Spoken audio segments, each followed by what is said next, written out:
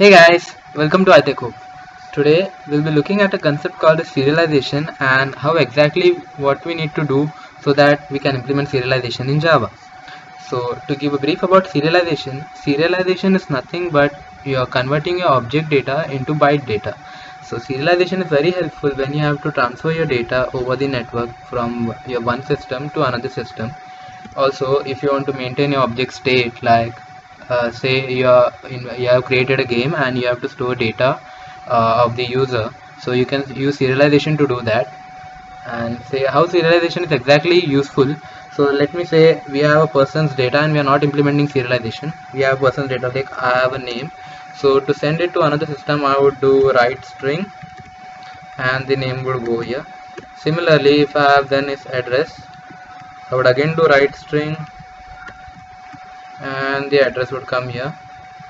Now just say to implement serialization, I have this person object which has its own attributes, name and address. I serialize it, and once the object is converted into bytes, I send it over the network. And since my destination 2 is aware of all the structure of the person class, so it just deserializes the data and it gets the exact data that is serialized, that was in the source. The source data is then transferred over to the destination. Now let's just hop on to how exactly this can be done in Java. So we have just created this project serialization, so let's get started. First we will need to create a basic structure of what exactly all those things are required. So let's just say we'll create just three methods: serialization dot write and serialization dot read. So what exactly these three methods are going to do? In it, as the name suggests, we'll initialize all the required parameters that we are going to be needed, except for the local ones.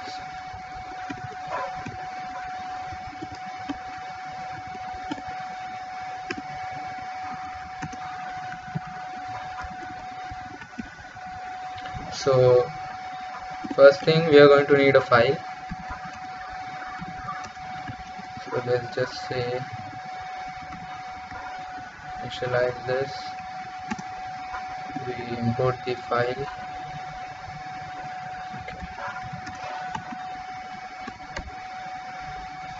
And I say file equals to, in the init method, I initialize this, say data. Second thing, we are going to need a class that we are going to serialize. So let's just say I'm creating a new class, or you say entity. Let's just say football player.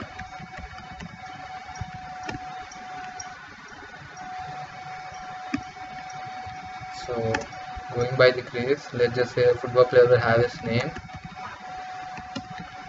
he will have his nationality, his position, and his club. Let's just get on with the getters and setters needed for this class. Okay, I will create one more method, or to be more precise, I will override one more method, which is toString.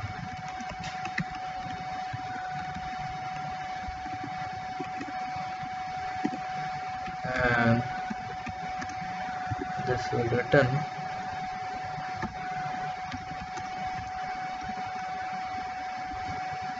so toString is called whenever you are directly printing your object. So if you override this method, you can exactly tell what is needed to be printed when you are giving your object to be displayed onto the console.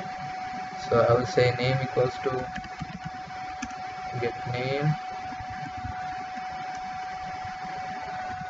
nationality,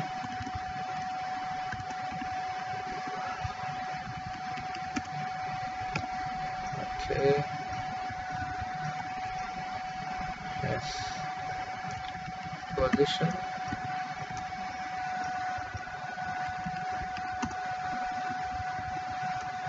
and his club.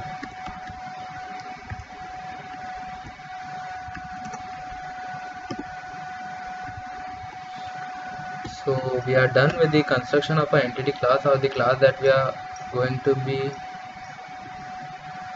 Okay, what exactly it is? Okay, I was missing the plus operator. So this is done here. So let's just get into this write method, or we can say I will create a football player object that we need.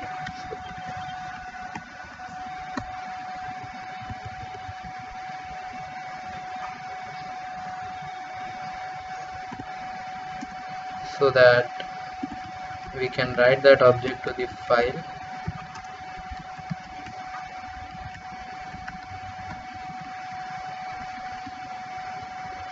So let's just say we are taking initializing new football player,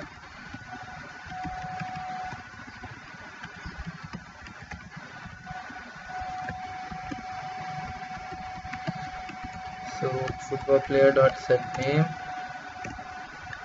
let's just say one of the greatest defenders, Paolo Maldini.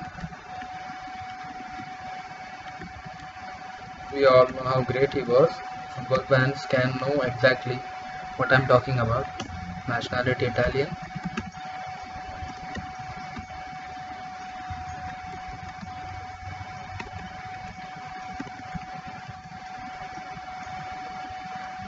Position of defense. And a one club man.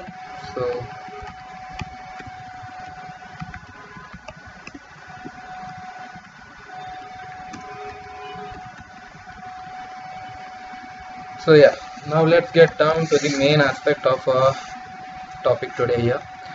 To write the data, we are going to need file output stream. So file output stream,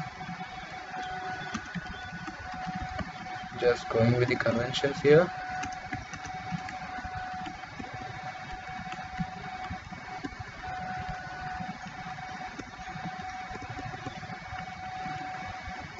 This will need a file object. So we had created one file object, as you can see here. Let's just input. Yeah. So the same file object we need to put here. Now this gonna throw us an exception here if the file, it doesn't get the file. So what exactly it needs to do? Let's just say we'll just catch that exception and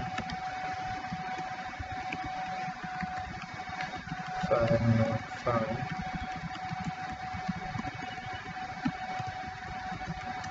Exception.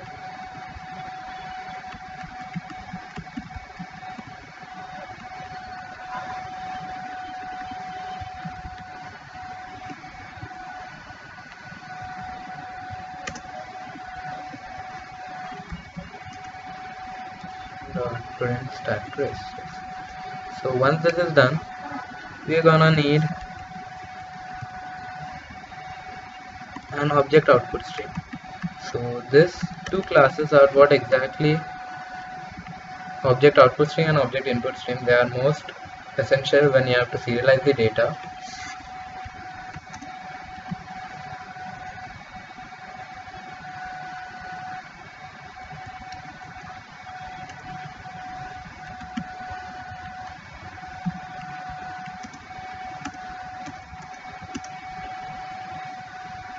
Object output stream, and similar to the kind that we are feeding the file output stream with the file, we are going to feed the object output stream with the file output stream here, and this too is gonna throw us an exception, that is the IO exception, as you can see here. So we are gonna catch it again throw a catch block here,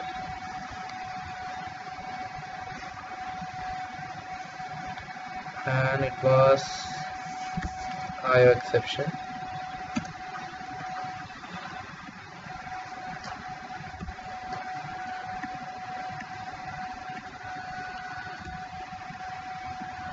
So now time for writing the object to the file. So we got this method object output stream dot write object, and this would write the football player object. Okay, so our writing part is done. Now time to read the object. Once we have written the object to a file, we must be able to retrieve it. So what is the point of saying that we can write all those things if we are not able to read it? So let's get down to the reading part. Instead of typing all those again, I can just copy and paste here. You can save a lot of time, and you have to just replace output with input. So out in. Okay, I need to, yes, similar to here, out and in. Similarly with the object output stream as well. Oh, need to plug in the data now.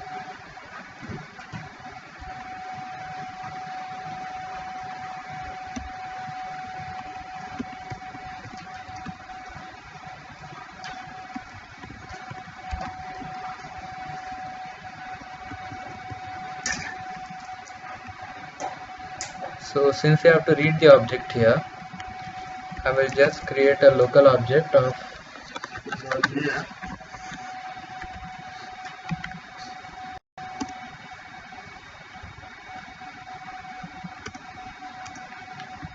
and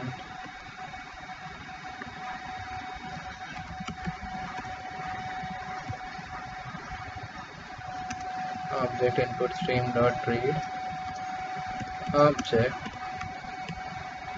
Yes, so we need to cast the object here.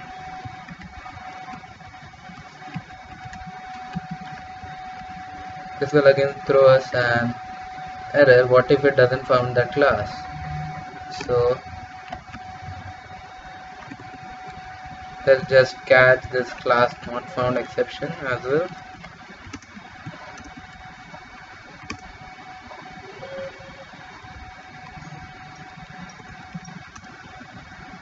Dot print stat trace. So I will just print the data of the football player here. So you exactly this why we have written that toString method, where we had overwritten that toString method. So now as we are done with the configuration except for a simple part, so if you run this project right now, it is gonna throw us an exception. As you can, let's just look into that exception. So it says java.io.not serializable exception serialization.football player. So what we are exactly missing here is we have not marked the football player as serializable, or to be more precise, we have not told Java that football player is a class which can be serializable. So we will be marking this class as serializable.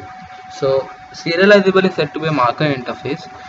What exactly as we said, that it tells Java that this particular class can be serializable or can be converted in this objects of this class can be converted into bytes and can be used to transfer over the networks. So let's just see if this is running or not. If you go into the file, yes, it is running, and as you can see here, we have written in the read part, we have printed the football player object, and it has exactly given us the name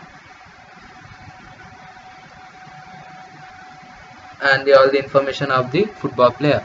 So where exactly this file was written is we have got the name of the file as data.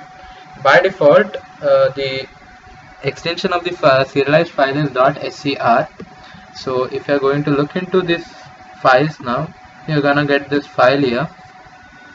Let's just go through our folders and get that file. See, if I open it, you can see it is all those data is present with all those symbols.